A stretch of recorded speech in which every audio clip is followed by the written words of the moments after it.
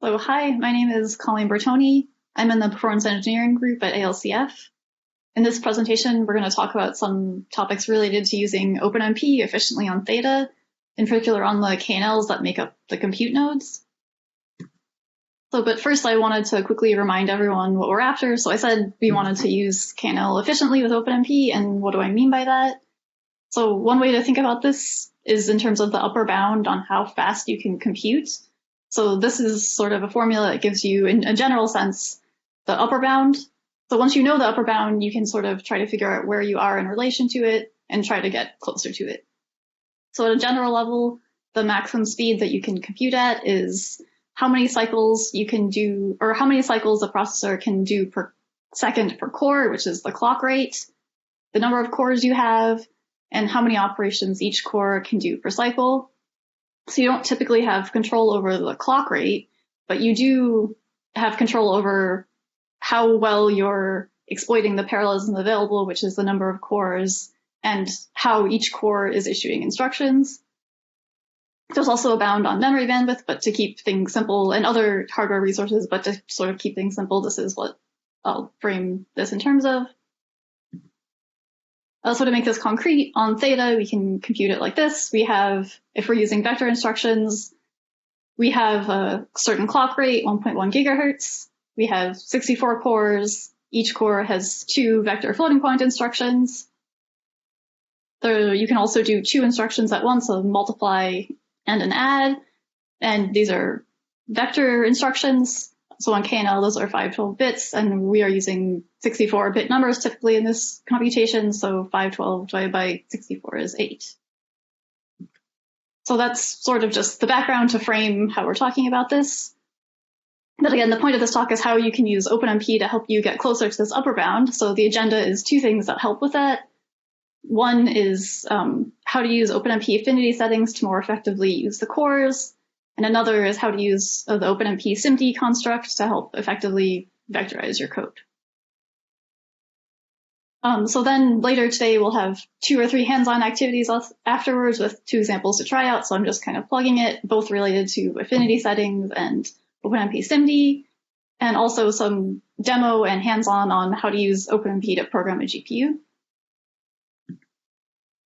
But first, I want to do a brief overview of OpenMP. So I think everyone knows OpenMP, but I just will give a quick overview to get everyone on the same page and highlight some of the newer features. So OpenMP stands for Open Multiprocessing. It's an open standard, which consists of a specification document, which defines an API and environment variables that a lot of vendors have implementations of.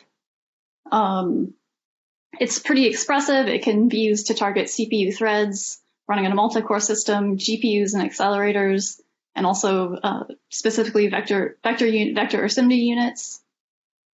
Also, just thinking about the future, the vendors behind the 3 new supercomputers going up at NERSC, Oak Ridge, and ANL, so Perlmutter, Frontier, and Aurora, will all provide OpenMP compilers and runtimes, and OpenMP will be supported on all of these systems. So if you use it, you can run on those systems.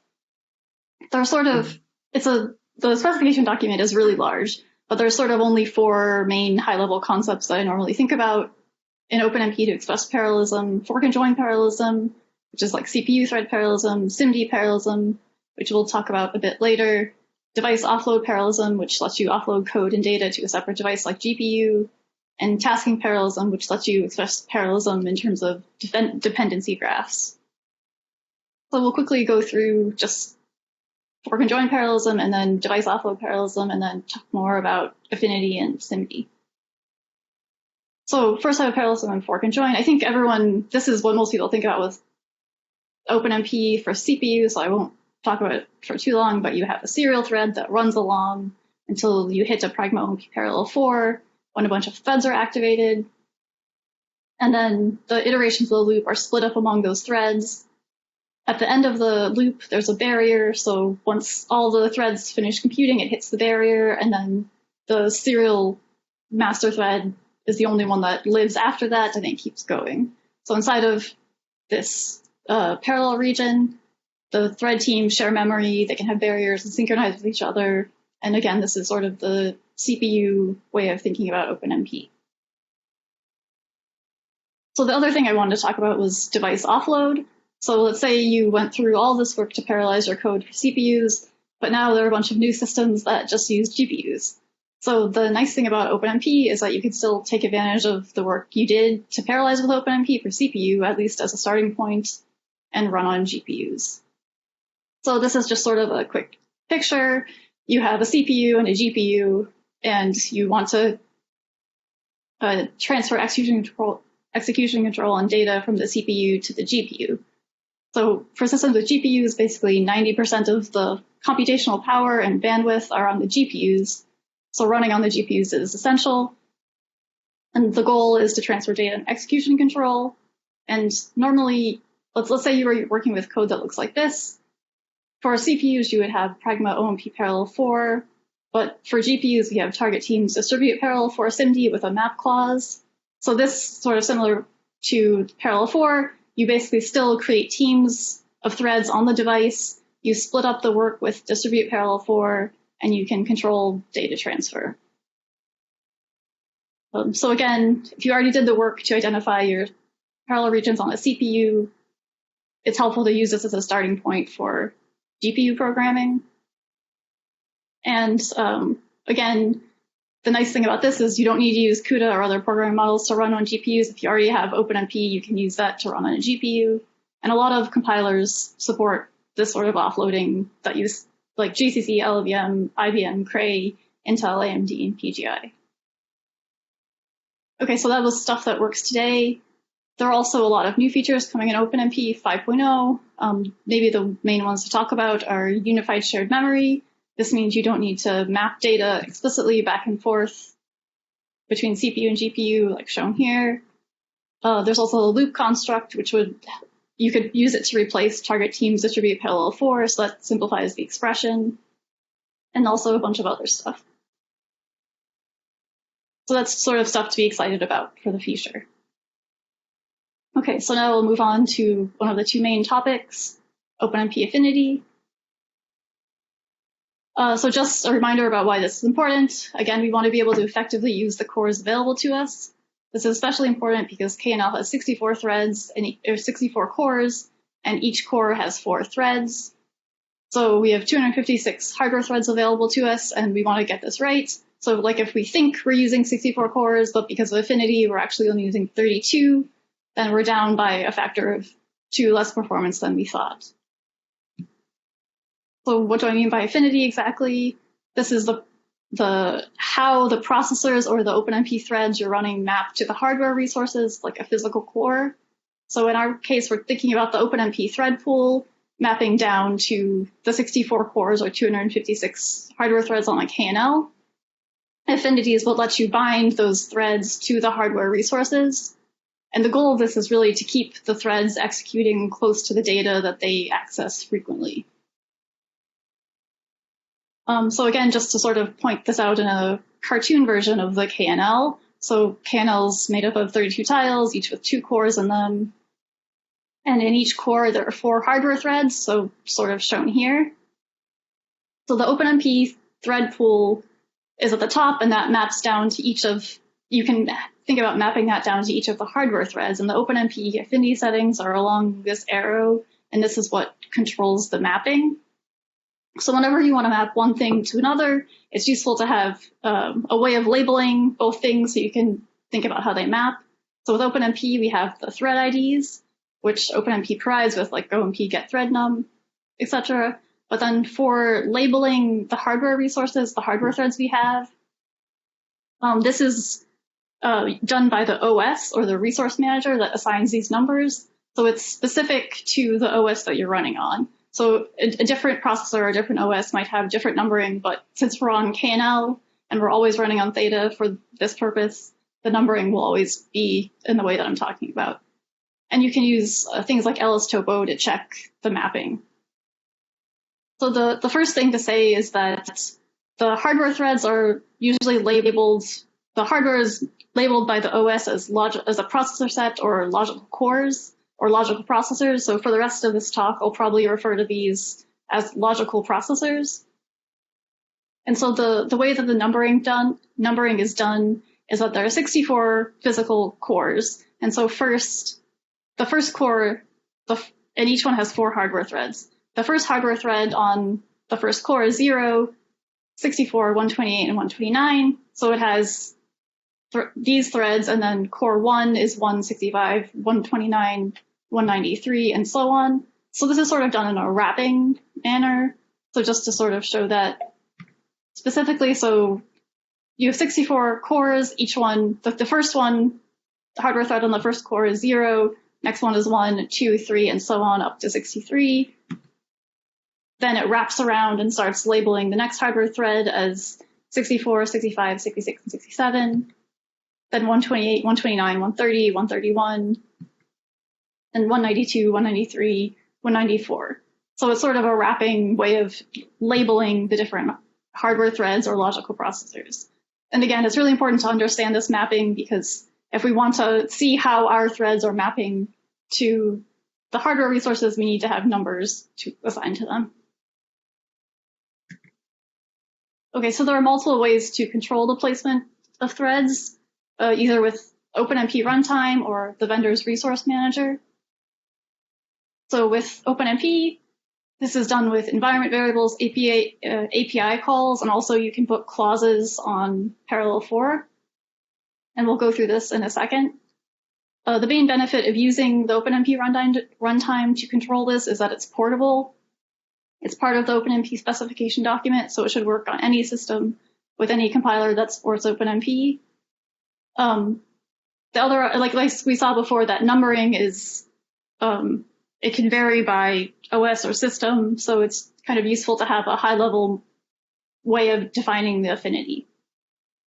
The other option is to use the vendor or of the system's resource manager and their job launcher. So this is usually on Theta, this is app run, or ALPS, which is Cray's job launcher, sort of similar to MPI run, which you saw in the previous material. The main benefit of these are that they're usually well tested by the vendor themselves, because that's what they're using to run their stuff. The downside, of course, is that it's not portable. Right now, the job launcher and the resource manager is basically different for each vendor and system. So for example, Theta uses AP run, Summit uses JS run, Cori uses Slurm with S run. So we'll go through these two methods quickly. So the first method is with OpenMP. So here the philosophy behind setting up Affinity is sort of in 2 steps. One is define where the threads can execute, and 2, define where they execute relative to each other. So for the 2 steps, there are 2 concepts. OpenMP Places defines where the OpenMP threads can execute. OpenMP Affinity controls how the threads are scheduled relative to each other. So Places can be controlled by the OMP Places environment variable, and affinity policy by the OMP proc-defined environment variable. I'll go into each of these more in a second, but again, it's really where and what's the relative position. The other really important thing to mention is environment variables that will tell you what the mapping is. This is very important usually, because you usually want to have some expectation of what you think the mapping is, and then a way of checking if what you think the mapping is actually what you're getting. So I'll show some examples of this later. There's also a program that's available on ALCF's training GitLab, which is called Hello Affinity, which will also print the mapping for you. Okay, some more detail about OMP Places. So you set this environment variable to some policy. So the options are sockets, cores, and threads. This is pretty straightforward in terms of hardware. So if you set it to sockets, you're saying the thread can float around in a socket between multiple cores.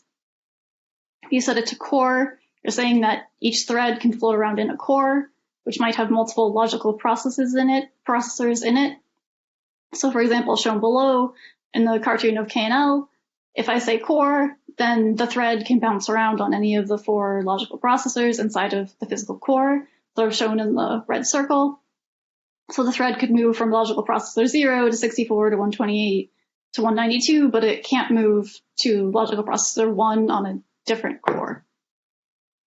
If I set it to thread, then each thread would be bound to only one logical processor, like bound only to logical processor 2, and it can't move to logical processor 66. So the high-level abstractions like this are useful, but sometimes maybe you want to set it to something more complicated or some specific, bind each thread to some specific core for some reason. This is also possible by setting OpenMP Places to a list. It's set to a list of comma-separated values inside of curly brackets. So you can just set it to a list of like thread 1 binds to, or thread 0 binds to the first one, thread 2 to the second one, or you can use some sort of more expressive set notation where you set a lower bound, a length, and a stride, and cores will be bound using this sort of notation where you walk incrementally between a lower bound and an upper bound. And we'll see an example of that in a second. Some more detail about OpenMP proc bind. So OpenMP Places was the first step of setting affinity. OpenMP proc bind is the second step. So we just decided where each thread is bound, but we need to say how they are relative to each other. So there are 3 main high-level policies: close, spread, and master. If you set it to close, then the threads will all try to be placed close to each other, depending on what places allowed. So the closest logical processors, the closest cores, and so on. Spread tries to spread all the threads out across, again, the places that were allowed with OpenMP Places. And the goal there is to sort of avoid any oversharing of resources. So the sort of rule of thumb is that if you think that having threads next to each other, they should share resources, like maybe an L1 cache, then using close makes sense. Or if you have 2 threads that are like writing to a shared location, then maybe using the close policy makes sense. But if you want to spread out the threads so each thread maybe has its own memory controller or its own L2 cache, and maybe maximize memory bandwidth, then it makes sense to use spread. Master places all the threads on the master place. This is, I think, rarely used. I think there are ways to use it with nested parallelism, but I haven't used it myself. So let's go through some quick examples. So we'll be using an example code from the GitLab, but the code itself, it doesn't really matter. The thing that we're looking at is what the affinity is. So to see the affinity, we set OpenMP display affinity equal to true. And just for clarity, we'll only use for OpenMP threads. So in the first example, we're going to use the explicit list notation with OpenMP Places. So we are running on Theta, so we use app run. We run on a single core or a single node with 1 MPI rank. We use the cc-cc none to say we don't want to use Alps affinity. We were going to use OpenMP affinity. And we can run some program, the hello affinity program. So if we run this with OpenMP Places equals 0 to 4 to 6, we can look at the output. We see that thread 0 is bound to logical processor 0, thread 1 is bound to logical processor 2, thread 2 is bound to logical processor 4, 3 bound to logical processor 6. And then we can look at sort of what this looks like in terms of the mapping. Thread 0 is on logical processor 0, the same for thread 2, thread 1 is on logical processor 2, and so on. And so this makes sense. We said we wanted to bind the processors in this comma-separated list, and that's sort of what we get: 0, 1, 2, and 3. So hopefully that makes sense. So next, we use the sort of high-level abstract ways of setting affinity. So first, we try OpenMP Places equals threads and OpenMP proc bind equals close. So we expect, since Places is threads, we expect it to bind to each thread to a specific logical processor, and proc bind equals close is to pack the threads together. So we run this and we see the output. Thread 0 is bound to logical processor 0, thread 1 is bound to logical processor 64, thread 2 is bound to 128, and 3 is bound to 192. So if we look at this on the cartoon, we see that they're all 4 of those OpenMP threads are bound to the same core, which makes sense because we asked OpenMP proc bind to put them as close to each other as possible, and they're as close to each other as possible. And we also asked it to bind it just to threads, and so they're also just bound to threads. So if we change that, instead of using close, we now use spread. And we look at the output. Thread 0 is bound to logical processor 0. Thread 1 is bound to logical processor 16. Thread 2 is bound to logical processor 32. And then if we look at that in terms of where it sits, logical processor 0 is on core 0. Logical processor 16 is on core 16. 32 is on core 32. So they're very far spread out. I sort of ran out of space. They're spread, the 4 threads are spread out all over the, evenly spaced out all over the 64 cores. So this really spreads out the threads. So the last example, instead of using OpenMP Places binding to threads, we set it to bind to cores. So then we run this and look at the output. Thread 0 is bound to the logical processor 0, 64, 128, 129. Thread 1 is bound to 16, 80, 144, 208.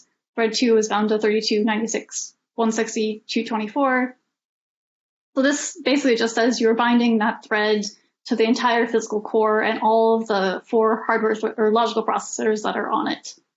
So thread 0 is on core 0, thread 1 is on core 8, or core 16, tile 8, core 16. Okay, so hopefully that's pretty straightforward. Just giving a quick example to talk about the importance of affinity, we can look at some bandwidth numbers from an unoptimized version of Stream. So this does 2 stores. This is running this code at the top. So a loop over 2 stores and 1 load. So what we want to do is look at the timing of this kernel in terms of the timing of this kernel when we use 2 different OpenMP Affinity settings. So first, if you want to reproduce this, you can grab this from GitHub and try it. We compile it with a specific memory footprint. And then we run it with 64 threads, once with spread and threads, and once with close and threads. So this prints out memory bandwidth, which if we just focus on the 2 numbers that are highlighted in red. So when we use OMP proc bind equals spread, we got a bandwidth of 330, and with close, it's about 140. So using spread gave us a significantly higher result than close. And we can look at where this makes sense. Or to try to make sense of this, we can look at the binding. Again, spread spreads out the threads all over cores. So we have 64 cores, and that spreads out all the threads over the 64 cores. And close packs them all together. So it puts the first 4 threads on only 1 core, the next 4 threads on only 1 core, and so on. So it actually only uses 16 of the total 64 cores. So that's just an example of why understanding affinity settings can make a big impact on the result of running your code. So the other method is with a vendor resource manager. Here, this is app run. So you would have seen this in the previous getting started material, but you can use the affinity settings of -cc, -j, and -d to achieve similar mappings to what you saw with OpenMP. And this is just an example that's similar to previous material you saw. So I'll skip over that. The last thing before moving on to SIMD is to talk about how to use OpenMP plus MPI affinity with the OpenMP affinity settings. So first you use AP run to create a pinning range for each MPI rank. What this means is each MPI rank will be assigned some specific resources by the resource manager or the OS. And then inside of the resources that you've given to the MPI rank, you use the OpenMP affinity settings to control what it is inside of the resources of each MPI rank. So just the quick example here, showing 2 MPI ranks on a node with spread and close. You use -d and -j to assign resources to that rank. So you have 256 hardware threads, and -d gives half to each MPI rank. And then with spread, you spread the threads over those resources, the 4 threads on each. And then close, again, packs the resources in. So each rank has 32 cores. And so in the first case with spread, those 4 threads are spread out over the 32 cores that each has. So like 0 to 34 and then 34 to 64. And then with close, it still packs them in. Oops, it packs them in. So for close, the 4 threads are put just on the first core, and then the next 4 are put on core 32.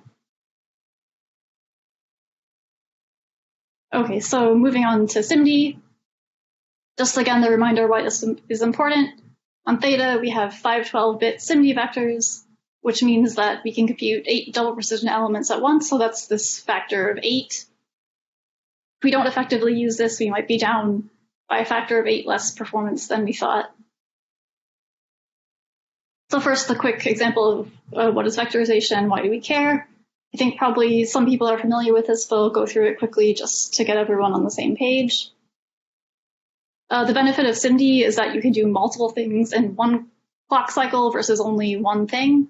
This is sort of shown as example. So we have this loop that loads 2 arrays and adds them together, multiplies by a scalar, and stores them for every iteration. If everything is scalar, as sort of shown in the middle, then to compute 4 elements of this loop, you have to do 4 loads, or 8 total loads, 4 for each array, 4 stores, and 4 multiply adds. But if you have vector registers, and just for clarity, say that they're length 4, then you can do 4 at the same time, as long as they're all packed into a vector register. So you only have to do 2 loads, 1 store, and 1 multiply add of the vector registers.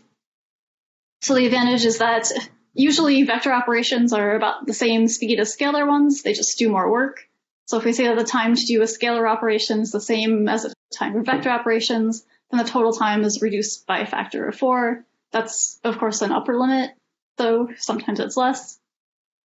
So this is something that the compiler does for us. So you can think about the compiler taking the loop with 1 thing per iteration and doing 4 iterations at once, sort of as shown here. So the loop is only executed n divided by 4 times, and each iteration does 4 things: j, j+1, j+2, and j+3.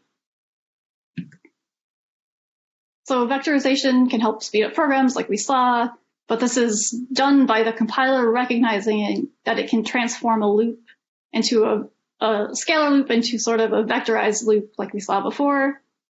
So compilers are good, but sometimes can't vectorize loops that are complex or have dependencies.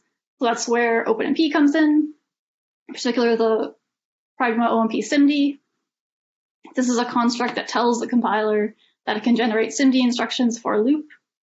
So some reasons that the compiler might not be able to do this is because it can't tell if 2 arrays alias each other, or if there's a function call in the loop, or you have a complicated nest structure, or things like that. So again, what we care about here is we want the compiler to generate SIMD instructions for us. So how do we know if the compiler did what we wanted? So this is sort of analogous before, where we wanted to look at the environment variable to see how threads were being pinned at runtime, so that we could understand if our affinity settings were right. So we want another way to check if what we expect is happening is actually happening. So this is a compile time thing. So we can look at the assembly or compiler optimization report to see if we get vector instructions. So on KNL, the SIMD instructions have specific registers, ZMM, and specific instructions that operate on the vector registers. So I just sort of showed some here. Just the thing to note is that for the vectorized one, we use the ZMM registers, which are the vector registers. And for the non-vector one, we're using XMM. So one way to check, but we'll talk about compiler optimization reports in a second.